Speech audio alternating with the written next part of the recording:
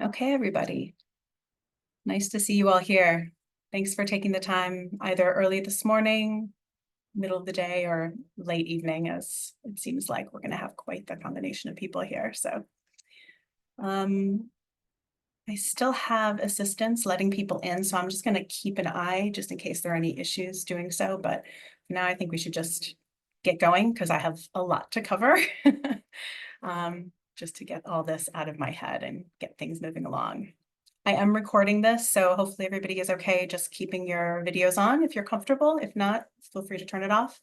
I have automatically muted everybody just because of the amount of content we have to get through today, but I'm going to try to make it interactive in different ways. So please be patient as we work through some of that. I'm also going to try to keep an eye on the chat. So hopefully you all were able to see that initial message, but if anything comes up, just please make me aware, try to flag me down or something that way. Okay. Can everybody see my screen? Let's just make sure that that's looking right so far. A few thumbs up, nods, looking good. Okay, great. Thank you so much.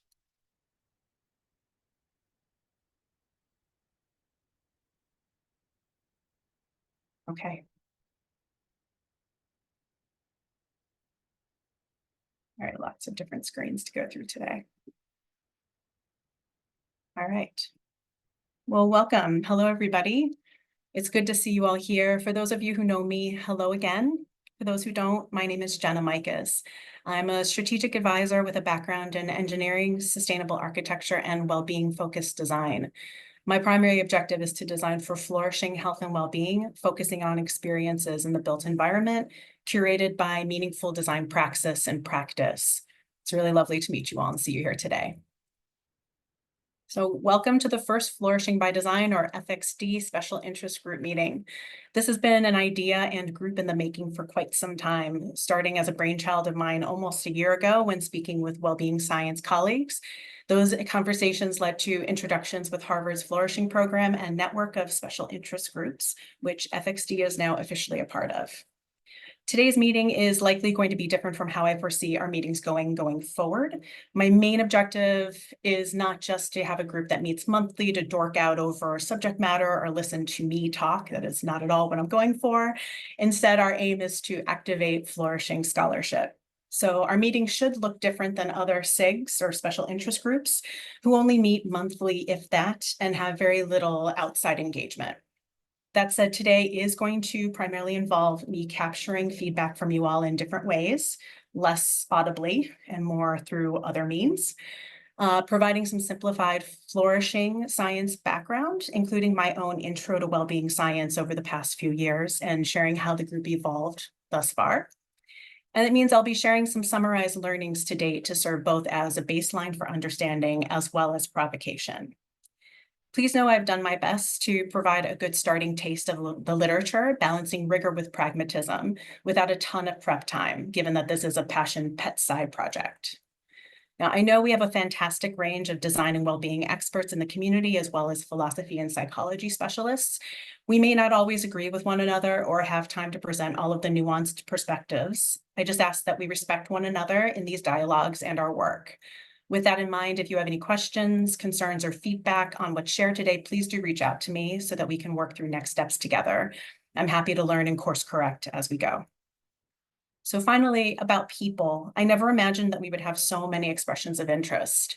As of today, we have 120 people, and that means today's meeting is further complicated by the number of people participating live across a range of geographies, as well as those unable to attend but who want to watch the video and catch up later. Because of the time difference we have about half of the group represented on today's call or expected to be represented. So rather than deciding anything as a community tonight with respect to FxD mission, I propose we start the conversation today, get everyone talking, make this recording available after we convene, and then continue the work as a larger group via Miro and in future meetings to facilitate more collaborative co-design. More on that later. To manage today's time, I'll be employing a few different technologies with the group to get through the content while tracking comfort levels and response rates. Zoom breakout rooms, Miro, and Menti will be used, so please prepare yourselves for those. With that in mind, I'm making today's Zoom meeting a focus session for the first 25 minutes to ensure through content without interruptions. After that, we're going to use breakout rooms to get people talking, review output, and then share next steps, as well as a drafted group Miro board for future use before closing things out for the day or night. All right, with that painful overview information covered, let's get into it. We have quite a bit to go through. I'd like to begin by acknowledging the traditional owners of the lands upon which I now live, work, and research, the Wurundjeri people. I pay respect to their elders, lords, customs, and creation spirits, and I recognize that these lands were never ceded. Here's a brief overview of today's agenda. It's going to be a lot to digest, but we are recording this and the slides will also be placed on the Miro board for future access. So hopefully that will help for those who wish to review anything later on. Okay. Just double checking everything from tech support. Looks like things are moving along. Okay, so first some quick admin. I'd like to take a moment to identify some rules of engagement. As in any classroom, meeting room, or design environment, it's important that we're on the same page with how we interact. At a bare minimum, we should uphold the rules we learned as children, ones that are often posted on the walls in preschool or kindergarten. These include requests to be ready, willing, and on time to learn, do your best, work hard, dream big, be kind. Here are some of the initial FxD specific ground rules that build upon these and that are shared on our LinkedIn page. Ensuring respectful engagement, being careful and deferring judgment, maintaining a collaborative philosophy, interacting with others to explore ideas while sharing those ideas gently, having an openness to new ideas, being willing to embrace discomfort and see ideas differently, ensuring best self-behavior, acting respectfully, uplifting others, holding each other accountable to elevate our work. Goal setting for the collective good, considering others rather than the self. And finally, sharing, not selling. Now, we all work for a living and want to sell what we do, but it's important to acknowledge up front that this group's interests are in interrogating and realizing true flourishing design, not selling for superficial gain. When we have speakers, it's okay to share examples of work, but it should be shared with humility and without a slant towards sales. Further, people's work should be referenced fairly without appropriation to ensure that we see this as a safe space in which to collaborate. It comes down to maintaining an ethics of care to align with the fundamental foundation of flourishing, recognizing the humanity behind one another and putting these ideas into action. A group focused on flourishing should lead by example. This includes the exemplars that we share, the way we approach our craft, how we treat each other, the work we do, and the communities that we support. Our community should be courteous and curious. Only then can we effectively communicate and innovate to create flourishing by design, whether considering flourishing places, people, practices, or products. I will do my best to uphold that from my end. The slides I create, the Zoom or the Miro boards that I set up, they may not always be perfect as much as I try to have them be. So please reserve judgment knowing that this is a group we're all going to be doing on the side of our daily work and personal lives. And finally, this is important work, and we need to figure out how we're going to best do it together, learning from one another over time to hopefully realize the, quote, smooth information sharing that Muthu Krishna claims is the, quote, final human innovation secret, as shown here. Okay, so baselining wise, let's get to know each other. I've created a few short mentee polls to do this. So let's try to turn these around quickly just to give me a taste of who's here today, how people professionally identify, etc. So I'm going to put a mentee link in the chat. Let me just make sure that I can find it. Let me share with everybody.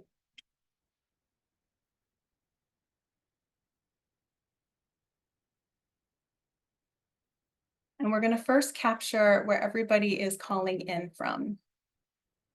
So you should be able to use either the code via the website I directly popped into the chat, or the QR code here.